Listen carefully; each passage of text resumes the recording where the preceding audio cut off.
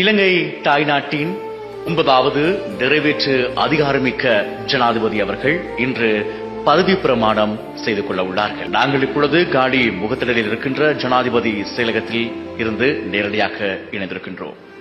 இங்கு வருகை தந்திருக்கின்ற பௌத்த பிக்குகள், கிறிஸ்தவ அருத்தந்தையர்கள், இந்து மத குருக்கள் மற்றும் இஸ்லாமிய மௌலவிகள் அனைவருக்கும் இனிய காலை நேர வணக்கங்களோடு நாங்கள் அவர்களை பணிவன்போடு வரவேற்கின்றோம்.